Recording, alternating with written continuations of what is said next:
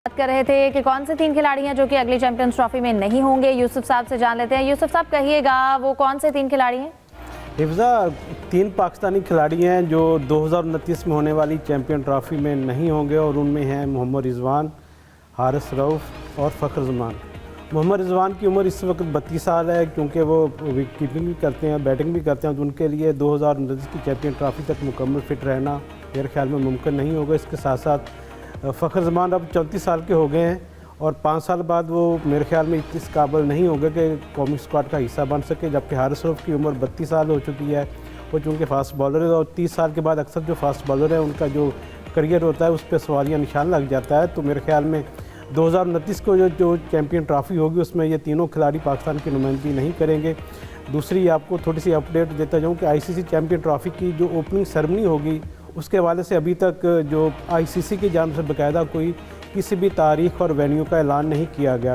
Pakistan cricket board ने 3 दिन पहले ICC को खत लिखा था कि कप्तानों की मुशावरत, जो कप्तानों की फ़ोटो सेशन होगा उस हवाले से और जो ओपनिंग सेरेमनी होगी उसके हवाले से हमें बताया जाए कि कौन सा कप्तान किस तारीख को यहाँ पाकिस्तान में पहुँचेगा, जिसमें भारतीय कप्तान रोहित शर्मा का नाम भी उसमें ज़िक्र किया गया है। जबकि जो ओपनिंग सेरेमनी होगी वो लाहौर में होगी या कराची में होगी। ICC चाहता है कि जो ओपनिंग सेरेमनी हो वो लाहौर के हजूरी बाग में हो, जबकि जो PCB की हुकाम की ख्वाहिश वो ये चाहते हैं क्योंकि पहला मैच चूँकि कराची में है तो वहाँ पर ही ओपनिंग सेरेमनी रखी जाए। तो इस हवाले से अभी तक ICC की जानिब से पाकिस्तान क्रिकेट बोर्ड को बाकायदा तौर पर कोई जवाब नहीं आया। बिल्कुल, अब इसी हवाले से बात कर लेते हैं। सलीम साहब, आप अगर सुन पा रहे हैं तो कहिएगा, आपकी मुलाकात भी हुई है CEO साहब से, तो वीज़ा पॉलिसी के हवाले से टिकट किसको मिल रहा है, क्या अपडेट मिली है? देखें, टिकट यूसुफ साहब को तो मिलेगा और उससे आपको भी मिल जाएगा। अब हम यूसुफ साहब ने जो आखिरी बात की है उसमें मैं एक ऐड करना चाहता हूँ कि अभी एक इंडियन अखबार है, उसका नाम है द टेलीग्राफ इंडिया।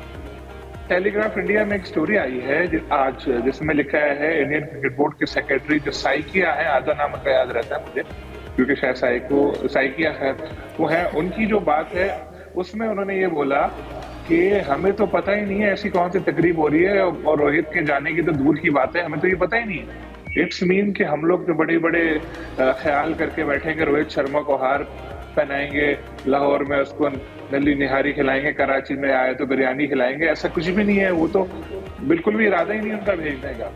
तो ये जैसे यूसुफ साहब अभी कह रहे हैं कि ICC को लेटर लिखा है, जवाब नहीं आया, जवाब आ भी गया तो वो शायद वो यही बोलेंगे कि जो टीमें आपके पास हैं उनके साथ कर लो तकरीब, छोटी मोटी अगर करनी हो तो। क्योंकि अगर दुबई की बात की तो पाकिस्तान मानेगा नहीं, लेकिन जो मुझे लग रहा है जो इंडियन क्रिकेट बोर्ड के सेक्रेटरी की भी बातचीत है वो नहीं भेजते अपने कैप्टन को यहाँ पे।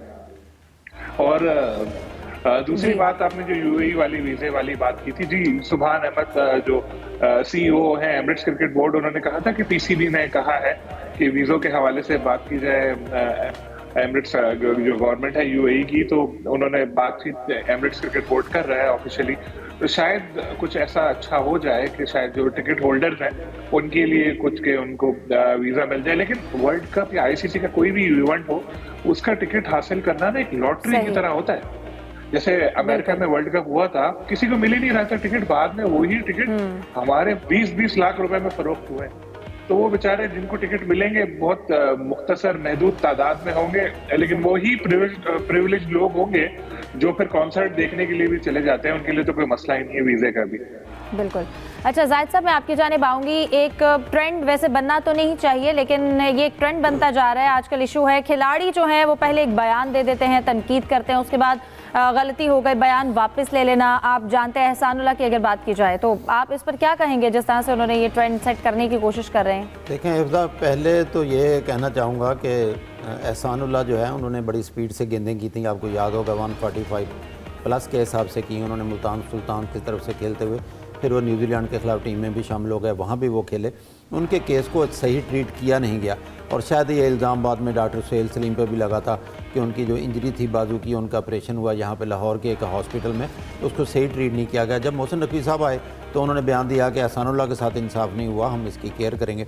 वहाँ तक तो ज़्यादती हुई एहसानुल्लाह के साथ, लेकिन इसके बाद एहसानुल्लाह को इतना शौक़ हो गया सोशल मीडिया का, उन्होंने फेसबुक का, यूट्यूब का, ट्विटर के अपने अलग अलग मैनेजर मुकर्रर कर दिया और अपनी एक एक चीज़ उसमें डालने लगे। उनके करीबी दोस्तों ने उनको समझाया था कि सोशल मीडिया के बजाय अपनी फिटनेस पे तवज्जो दें, अब और अपनी ख्वाहिशात थोड़ी सी काबू में रखें।